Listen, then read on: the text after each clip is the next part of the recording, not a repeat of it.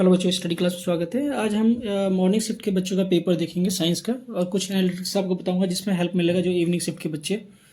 और ये पेपर जो है हिंदी मीडियम के लिए, इसे सॉल्व करने के बाद फिजिक्स और केमिस्ट्री और बायोलॉजी अलग से सेपरेटली सॉल्व करूंगा। ओके, और आपको बताऊंगा कि कौन कौन सा क्वेश्चन आपके एग्जाम में आ सकता है जो अभी होगा नेक्स्ट 27 को। ओके बच्चों, तो पहला क्वेश्चन देखते हैं। देखो बच्चों, इसमें क्या रहा है। पहला क्वेश्चन, पातन तब होता है जब किसी पदार्थ का अवस्था में निम्न परिवर्तन होता है। तो ये ठोस से गैस में होता है। ओके, तो पहला का आंसर होगा सी। अब कह रहा है निम्नलिखित में से उस मिश्रण को पहचान करिए जो टिंडल प्रभाव दिखाता है। तो पानी के अंदर दूध डालोगे तो टिंडल प्रभाव को दिखाएगा, ठीक है, बाकी जो है सॉल्यूशन बन जाएगा। और नमक और मिट्टी एक तरह का मिक्सचर दिखाएगा ये। नेक्स्ट, मैग्नीशियम में बच्चों, तो इसका इलेक्ट्रॉनिक कन्फिगरेशन पूछ रहा है। तो मैग्नीशियम का एटॉमिक नंबर क्या होता है? 12 होता है। तो KLMN, के में मैक्सिमम 2 आता है बच्चों, एल में मैक्सिमम 8 और 2 बच गया। तो ये इसका इलेक्ट्रॉनिक कन्फिगरेशन होगा, तो सी होगा इसका आंसर। एक और चीज़ बताता हूँ आपको, अगर आपसे पूछता है कि इसकी वैलेंसी क्या होगा, ठीक है, वैलेंसी, तो वैलेंसी इसका क्या होगा बच्चों? 2 होगा। जो आउटर सेल में जो इलेक्ट्रॉन होते हैं उसी को वैलेंसी बोला जाता है, और जो केमिकल रिएक्शन में पार्टिसिपेट करता है, ठीक है, तो वैलेंसी 2 हो जाएगा इसका।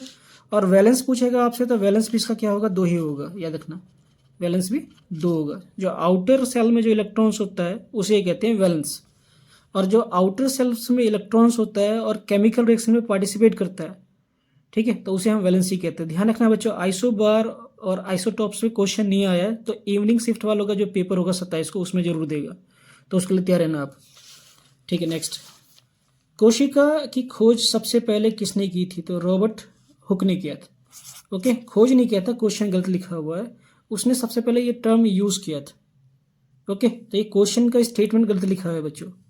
कोशिका को खोज नहीं किया था इसने, कोशिका शब्द को यूज किया था। कोशिका तो पहले से था लिविंग बॉडीज के अंदर। नेक्स्ट,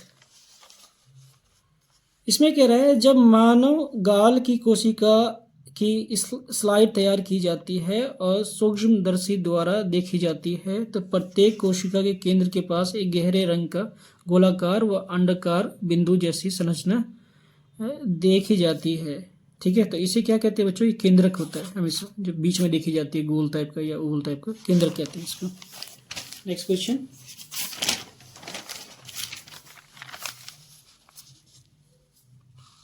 छठा, यदि माध्यम में कोशिका की तुलना में जल की सांद्रता कम होता है तो कोशिका परास्परम द्वारा जल खो देती है। तो ये किस में होता है? ये हमेशा बच्चों ये अति परास्परम दाबी विलयन में होता है, ये ए में होगा बच्चों, ये सही है जिसने भी किया होगा। कौन सा विभज्योतक तना और जड़ के बढ़ने के सिरे से मौजूद होता है? तो ये हमेशा एपिकल मेरिस्टेम होता है बच्चों, तो इसका आंसर होगा शीर्षक विभज्योतक। ओके, डी होगा। नेक्स्ट, एक वाहन में तय की गई दूरी को प्रदर्शित करने वाला यंत्र कौन सा होता है? तो ये ओडोमीटर होता है। तो ये तो पूछ लिया मॉर्निंग वाले शिफ्ट को, तो आप में पूछ सकता है कि गाड़ी की गति को नापने वाला कौन सा यंत्र यूज होता है? स्पीडोमीटर, ठीक है। दूध के बारे में पता करना है कि दूध कितना प्योर है, इसके लिए लैक्टोमीटर का यूज किया जाता है बच्चों। तो ये सब क्वेश्चन आपके पूछ सकता है एग्जाम में। ओके, अब देखो, हाईवे पर चलती एक वैन के ऊपर एक सूटकेस रखा हुआ है, एक अचानक ट्रक आ जाता है तो ये ब्रेक मार देता है। अब बस जो वैन चलाने वाला है भूल जाता है कि उसके ऊपर एक सूटकेस रखा हुआ है, तो किधर गिरेगा वो? तो वो पीछे की तरफ गिरेगा, इनर्शिया के कारण। ओके, मतलब कि जड़त्व के कारण पीछे की तरफ गिरेगा। अब देखो बच्चों, ये क्वेश्चन पूछा गया है कि पावर का अगर शक्ति को दर्शाना तो किसके द्वारा दर्शाया जाता है? तो ये ठीक है, बी। ये क्वेश्चन तो पूछ रहा है एग्जाम में। अब एग्जाम में कैसे क्वेश्चन पूछ सकता है बच्चों? तो ये पूछ सकता है आपको कि कोई व्यक्ति के द्वारा कार्य किया गया है, आपसे पूछ लेगा 30 जूल, ओके, और इसको कार्य करने में टाइम लगा है 3 सेकेंड, तो इसका पावर क्या होगा, मतलब शक्ति क्या होगा? तो ये फॉर्मूला वर्क अपॉन टाइम, और ये पूछ सकता है आपसे, तो तैयार है ना? ये आ जाएगा 10 वॉट, ठीक है, इसका यूनिट था वॉट। आपसे ये भी पूछ लेगा कि पावर का यूनिट क्या होता है, या ये पूछ लेगा आपको कि 1 किलोवाट आवर या फिर 1 यूनिट में कितना एनर्जी होता है? तो 3.6 × 10⁶ जूल होता है बच्चों, ये पूछ सकता है एग्जाम में। याद रखना, ठीक है। नेक्स्ट, अभी जी की वैल्यू नहीं पूछा है तो जी की वैल्यू पूछ सकता है आपको, कैपिटल जी की वैल्यू पूछ सकता है, स्मॉल जी की वैल्यू पूछ सकता है, इनका डिफरेंस पूछ सकता है, यूनिट पूछ सकता है आपसे। नेक्स्ट देखो बच्चों, साक्षी एक इमारत की सीढ़ियाँ चढ़ती है और जमीन से 8 मीटर ऊपर पहुंचती है। यदि उसका द्रव्यमान इतना है तो उसकी क्षितिज का ऊर्जा क्या होगा, ठीक है। तो आपसे क्षितिज का ऊर्जा पूछा तो इसका फार्मूला क्या होता है, mgh। m कितना है बच्चों, 40 है, g कितना है, 10 है, और h मतलब इसकी ऊंचाई 8 है। इन सबको मल्टीप्लाई करो तो 3200 आएगा जूल, ठीक है। तो जिसने डी किया होगा बिल्कुल सही है। अब नेक्स्ट क्वेश्चन, ध्वनि का वह अभिलक्षण जो उसका परवल को निर्धारित करता है, ठीक है। तो ध्वनि का परवल को निर्धारित करने वाला जो फैक्टर होता है बच्चों, वो क्या होता है, वो आयाम होता है। ओके।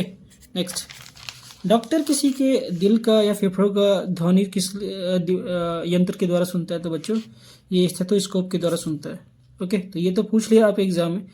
नेक्स्ट, जो बच्चे एग्जाम देंगे आपसे पूछ सकता है कि अल्ट्रासाउंड फ्रीक्वेंसी का एप्लीकेशन क्या हो सकता है, सोनार पूछ सकता है आपसे, सोनार क्या होता है, एको पूछ सकता है, एको क्या होता है, प्रतिध्वनि जिसको कहते हैं, इस पे क्वेश्चन बन सकता है, याद रखना बच्चों।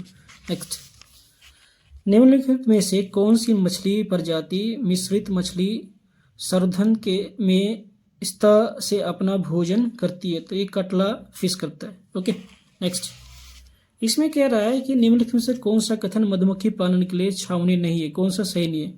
देखो, मधुमक्खियों की अधिक डंक मारती है, विभिन्न चारागाह में चली जाती है। अगर ऐसी मधुमक्खी को पालेंगे हम तो ये ठीक नहीं होता, ठीक है। अधिक डंक मारने वाली और कहीं और चली जाती है, तो ये ऐसा फीचर नहीं होना चाहिए बच्चों। क्वेश्चन 16,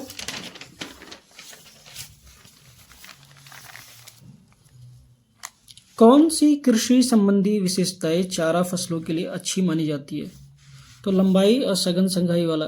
इसमें क्या होगा कि जो जानवर होंगे उससे ज़्यादा खाने को मिलेगा। नेक्स्ट, ये अधिकथन और कारण वाला क्वेश्चन है बच्चों। रसोई में गर्म पके हुए भोजन की गंध कुछ ही सेकंड में हम तक पहुंच जाती है। आप जानते हो कि कोई चीज़ जो गर्म करते हो तो उसका विसरण जो होता है वो बढ़ जाता है और काइनेटिक ऊर्जा जो होता है वो भी बढ़ जाता है, ठीक है, जिसके कारण वो कुछ ही सेकंड में हम उसको खुशबू या बदबू सूंघ सकते हैं। तो ये भी सही रीज़न दिया हुआ है, तो ये दोनों ही ठीक है। तो इसके हिसाब से आंसर क्या होगा बच्चों, ए होगा। दूसरा देखते हैं, स्टोमेटा पौधे की पूरी सतह पर मौजूद होती है, छोटे छिद्रों में होती है।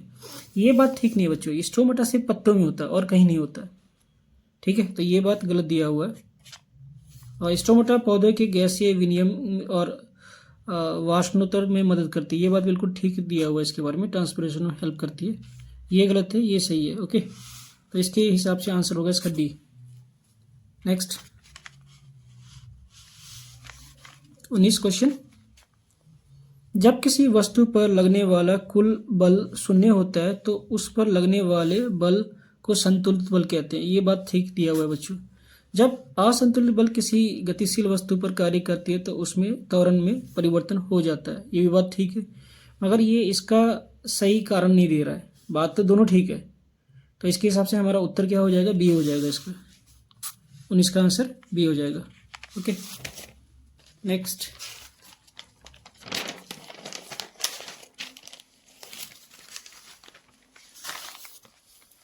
इसमें कह रहा है पृथ्वी के चारों ओर घूम रही उपग्रह पर गुरुत्वाकर्षण बल द्वारा किया गया कार्य शून्य होता है। देखो बच्चों, ये हमारी धरती है प्यारी और इसके चारों तरफ घूमती है सैटेलाइट, ये हमारा सैटेलाइट है। ओके, अब देखोगे हर जगह से इसकी दूरी क्या होता है, इक्वल होता है, बराबर होता है बच्चों, हर जगह से बराबर होता है।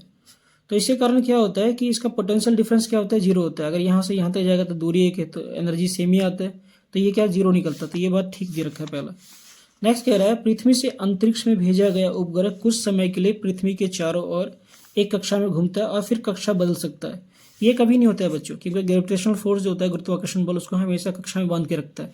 आपने पढ़ा होगा जब आपने रदरफोर्ड मॉडल पढ़ा होगा तो ये गलत दिया हुआ है। तो पहला सही कथन है और दूसरा कथन गलत है इसका। तो इसके हिसाब से आंसर क्या हो जाएगा हमारा, इसके हिसाब से आंसर पहला सही है और दूसरा कथन गलत है, इसका हो जाएगा सी। ओके बच्चों, नेक्स्ट वीडियो में फिजिक्स का और केमिस्ट्री का अलग से वीडियो दूंगा और आपको एनालाइज बताऊंगा कि एग्जाम में क्या क्या आ सकता है। तो ध्यान से आप देखना, सॉल्व करना और आपको समझ में आएगा तो हमारे चैनल को सब्सक्राइब करना, नहीं तो मत करना, कोई बात नहीं। ओके, धन्यवाद बच्चों।